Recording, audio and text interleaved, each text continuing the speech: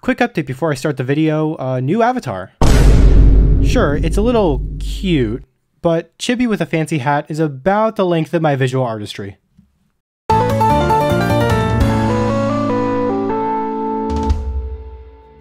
One fateful day in 2013, I was browsing the Nintendo eShop on my brand new 3DS XL. Mario Bros? I already had it. Pokemon? Well, a bit too much to ask for right now. SteamWorld Dig?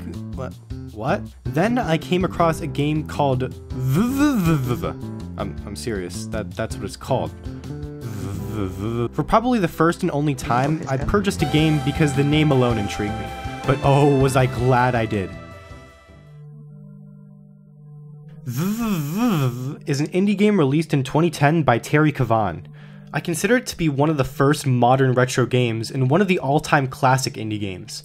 It's an action platformer with the main gimmick that your character, Viridian, flips gravity rather than jumps. This mechanic alone leads to one of the most unique platforming experiences out there. Because of how easy traversal is in all directions, levels are built far more maze-like, forcing the player to traverse each and every challenge-packed room.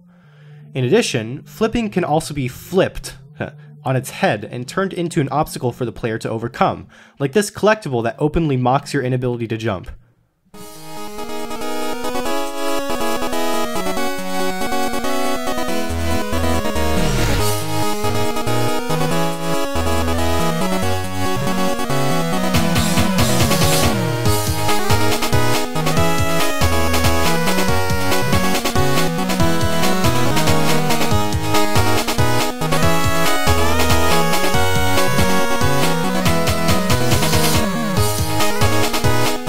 Oh yeah, and this game is, well, really hard. It can be beaten in as little as 17 minutes, but a casual playthrough will usually take upwards of 3 to 4 hours. Each level, being non-linear, introduces a new mechanic that isn't seen in any other level, meaning each level requires you to relearn how to play the game. That is, until the final level of the game, when it combines every new mechanic into one final test. Because of this game's difficulty, you're likely going to be hearing a lot of "Ah, come on! Oh god! That is too much! How do I... Motherfucker! Stop dying! I think this might be the most angry I have ever been playing a game. Go! I just die! That's all I do in this game! It's not called V, it's called Dying Simulator! After all, this is a rage game at its core. It's not uncommon to die thousands of times before the end of the game, so like most other rage games, VVVVV has to make up for that frustration with an incredible soundtrack. The soundtrack, just like the game, is extremely unique. The entire game's style is an homage to retro PC games found on the Commodore 64 and the ZS Spectrum, so the soundtrack reflects this with that classic 8-bit chiptune instrumentation you would hear on something like the NES, except with all limitations removed. What does that mean? Well, I'm glad you asked. Here's a simple breakdown of one of these sound chips. For simplicity, let's go with the NES. The NES has 5 sound channels, 2 pulse wave channels, 1 triangle wave channel, 1 noise generator, and 1 rather primitive sampler. Firstly, the 2 pulse waves. Think of these as traditional leads with a number of different options for sound. Each has 3 depending on the pulse width. Basically, the closer to 50%, the more square the wave gets, and the further away from 50, the more saw it gets. If you ever messed around with a retro synth in Logic Pro, it's a very similar experience. Next, the triangle wave channel. Think of this as your bass track. It's one of the most recognizable sounds in 8-bit music for a reason, because it's used everywhere. It only has 1 voice and doesn't have any volume control, but for a bass line, that's not too shabby. Next is the noise generator. Once again, Logic's retro synth has a similar function with its oscillator. Despite basically just being a static machine, it offers up to 32 different sounds, 16 at a time, between a more white-sounding static and a more metallic buzz.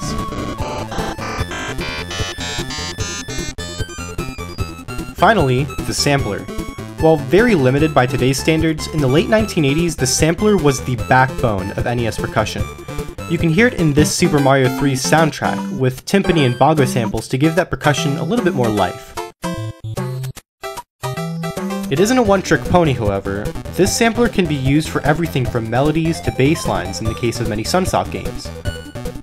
Now let's put everything together in this 5-channel project and take a listen to some classic early video game tunes.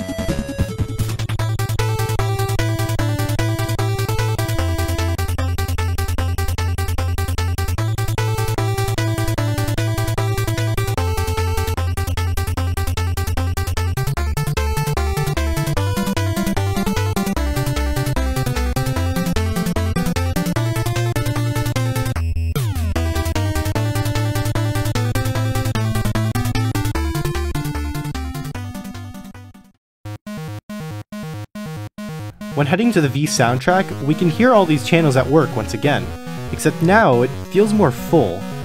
This is because while the limitations of what each channel can create is limited, the amount of channels as well as the effects used are not.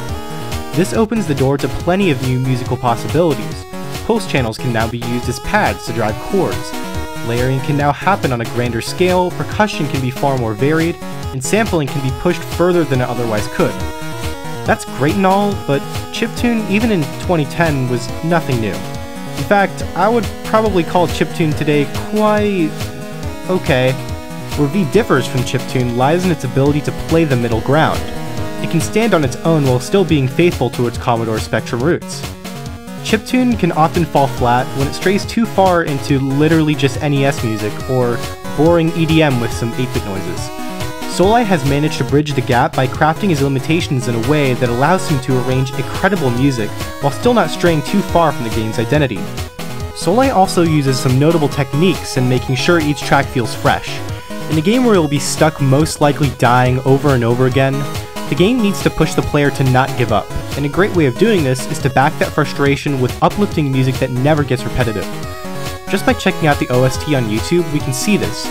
Nearly every single major song is over 3 minutes for a single loop. For comparison, most games, even ones with similarly long gameplay loops, last only between 1 and 2 minutes. In addition, check out these names. Pushing Onwards, Passion for Exploring, Positive Force, Potential for Anything. This game makes it clear that despite its difficulty, it pushes you to succeed. But beyond the title and length of each track, certain arranging techniques are used to great effect to keep the music uplifting, interesting, and fresh. Let's use one of my personal favorites, Potential for Anything, as an example.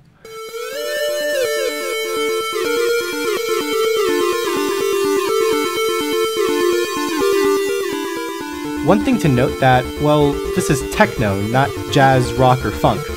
Rather than relying heavily on chord progressions to develop where it's going, many tracks in V will literally build instrument tracks in order to develop. We can see this heavily in the start. The square wave melody pierces through 1 or 2 ostinatos, which quickly becomes 2, then 3, then 4.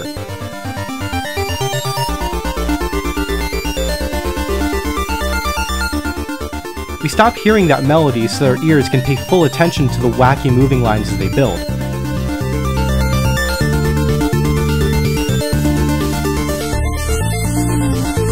Then, the melody comes back into full force to kick off the song from its intro to its first verse, accentuated by the new beat.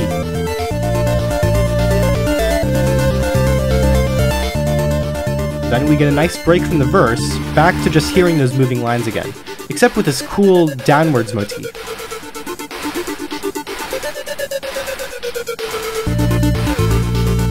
This motif, even after that break, still hangs around in the background from time to time, similar to all the other familiar lines that dance around the melody. What's important is that as new motifs are introduced, they're retained in the rest of the track in some fashion. This signals to our brain that something is developing and that we're going somewhere rather than simply repeating the A and B sections verbatim like a bunch of pop artists.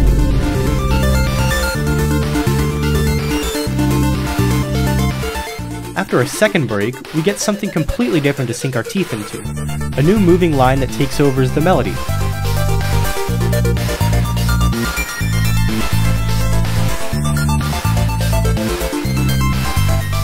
It's a nice detour from what the track has set up to so far, which later returns to the main verse in one grand finale, with every motif established and mixed into one chaotic yet cohesive section. A common theme of not just this track, but the soundtrack in general, is its heavy use of crazy, lively moving lines on top of a simple melody. You can hear this to its full potential on tracks like Positive Force, Pushing Onwards, and 8-bit 1980s video game soundtracks. Huh.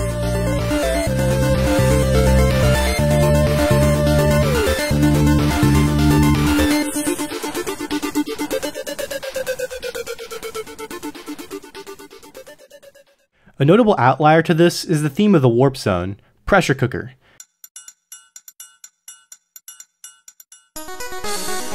Fitting, since it's definitely the black sheep of the 6 levels gameplay-wise, with a wraparound mechanic and warp tokens leading to some interesting stages. What's immediately noticeable is that the melody jumps around everywhere.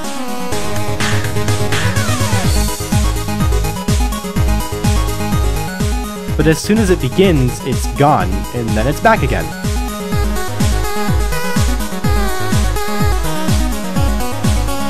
Pressure Cooker is quite whiplashy. I will gut you like a pig. A lot of ideas are thrown into the listener in quick succession. Even the main chorus is a 2-beat call and response between the melody and those signature moving lines.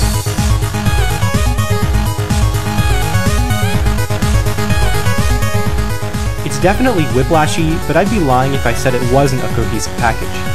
Just like Potential for Anything, it builds in quite the same way, showing the player different motifs individually before smashing them together in the end. It's merely done on a much quicker scale, making it really intense, especially with those parallel chords during the chorus.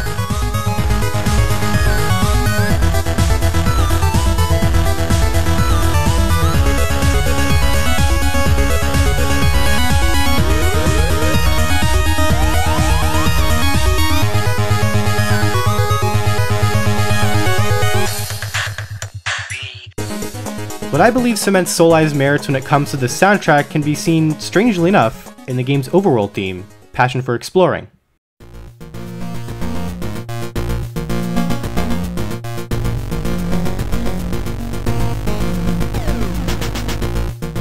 First off, it's notably slower and less dense than the rest of the album, with far less of those familiar moving lines and ostinatos common in both 8-bit soundtracks and this game.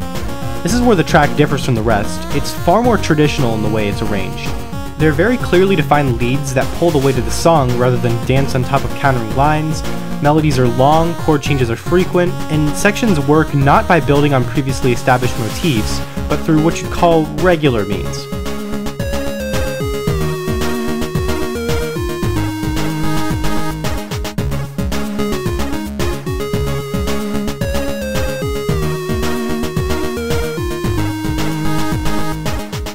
All in all, it fulfills its purpose. This is not meant to be a fast-paced track to encourage you to push you to your limits, it's meant to be a break from everything else. Something that's just plain easy and fun to listen to, which it definitely succeeds on considering it's one of my favorite tracks in the album.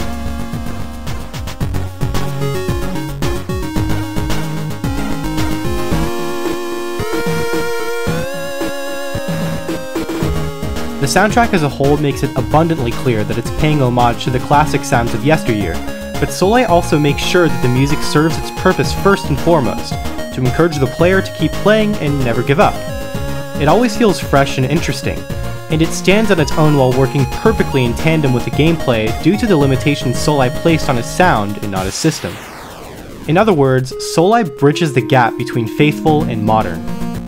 The result is a soundtrack even more memorable than the game itself, and part of the reason why VVVVV is so addicting. I may die over and over again trying to get this stupid trinket, but the upbeat music always pushes me to make one more attempt at it.